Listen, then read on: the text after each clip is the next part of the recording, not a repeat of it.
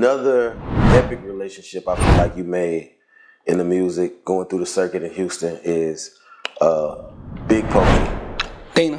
Yeah. Featured on your last album. Had a single and a video with him. Of course, you got it real tight with Kiki and a lot of other Houston OGs. But what was it like knowing Big Pokey? Poke, like I always say, man, great guy, big, humble, you know. Bro, Dana just was, you know, for him to be having such effortless talent that he got,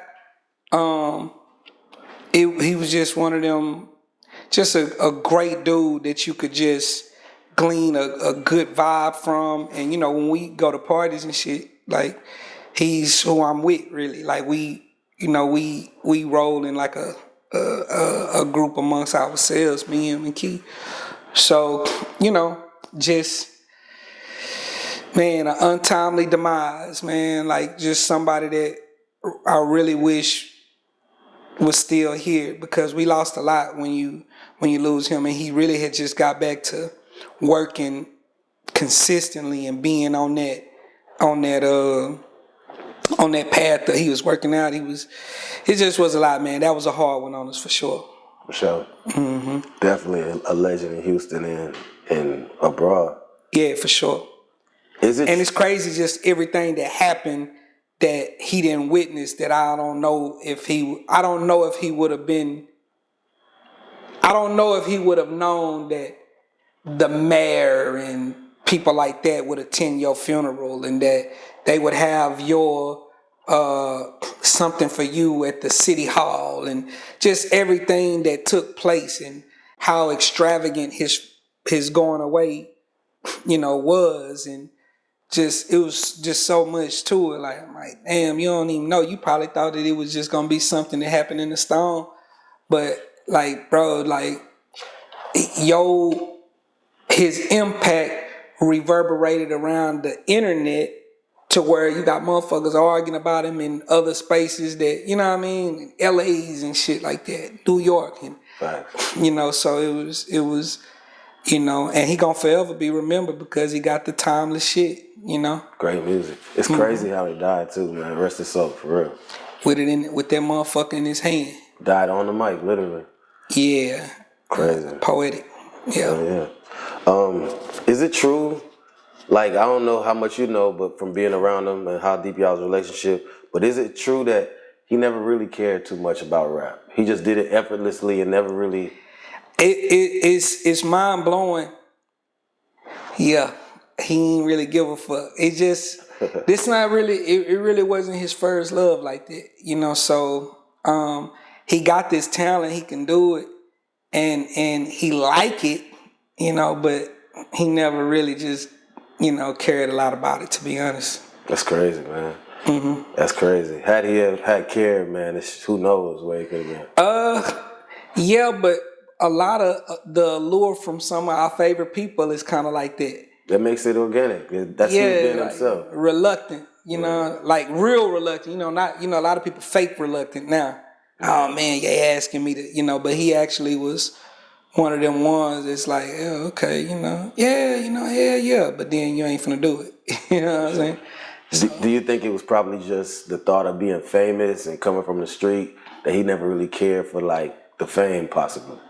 No, I don't think that. Is just, again, like what I was just saying to you, like, to be in this consistency in rap means managing about 6 or 7 relationships of what it takes for your artistry to be out there. Yeah.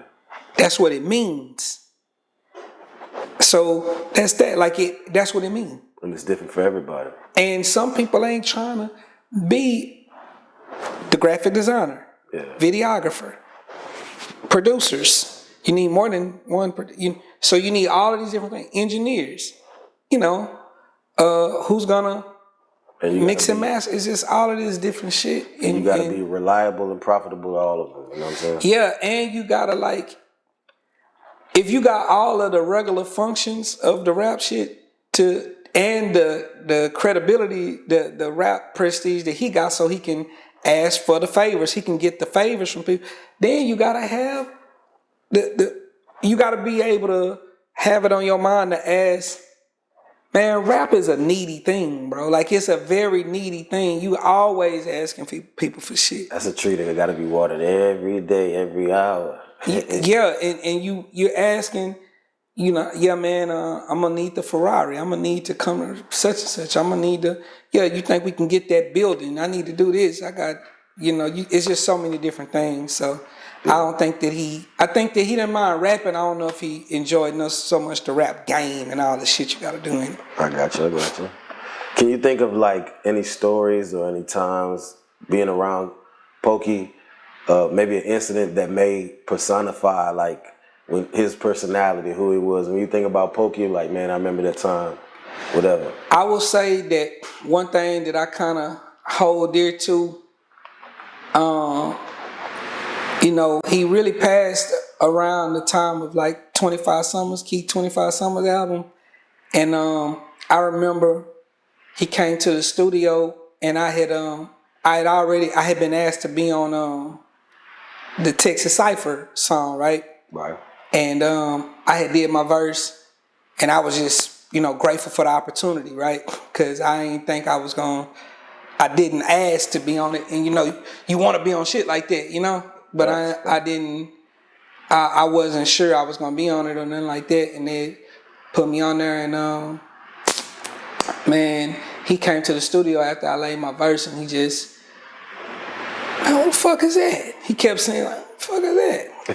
And I'm just sitting on the couch, I'm just in my own zone. I done this shit. So he, I don't know who had told him, but he was like, is Al no bullshit? And you killed that motherfucker, bro. So I took that, right? And I was like, if that was that, I would have just been like that. So he picked his pad up, he got a Ragley spiral that he be writing in. Yeah. Then he started writing. And if you ever been in the studio with him, like he ain't no real worker. And he's just not really into this shit. Like, you know what I mean? So he started writing. And when he writing, everybody leave out the room and shit because it's like, please let him finish. Please do this shit. You know what I mean? And we walked out. And he ended up doing his verse for Texas Cypher. And later on, he had texted me and told me, and I still got that text like that. Man, I ain't gonna lie, you killed that motherfucking song. And I'm like, dang, like, that meant, for me, it's like, wow, you know what I'm saying? And to think that's like one of our last. And then at the album release that Key had at, was it 5015? I forgot where it was at. Prospect? I forgot where it was at. One of them spots. And, everybody that was there was performing a verse from song type shit. And he was rapping it, and he really don't know his song. I mean, he really don't know his part. And he was just kind of rapping that bitch, and in his video, and Slim Thug was goddamn recording it. So he rapping, and this a lot of people first time hearing the song all together. So he rapping, and he rapping that bitch, and he trying to remember it, and it's me and him. We right in front of each other, and we rapping this bitch back and forth. And of course, I know his shit by now. I listened to this bitch 1,000,000 times, and he after he finished his part, I come in right after him. So I'm rapping my part, and he just like, and it's just footage of all this shit, and it's it just go down. It's like, for me, there's something just so ill that happened, like just something that in my life meant a whole lot. Sure, man. Definitely, man. That's one of them special moments. It sounds like you kind of gave him some of that motivation to go come hard on that motherfucker. You know man, I like to think that. Yeah, I would like, sure, but special shit when your idols fucking, give you any kind of acknowledgement of doing well, and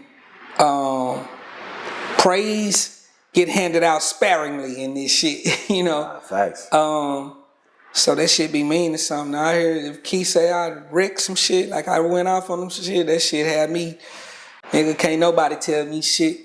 Keith said I went off on him, motherfucker. And he ain't gonna just say, oh, you went on. And I'm like, you did all right on that bitch.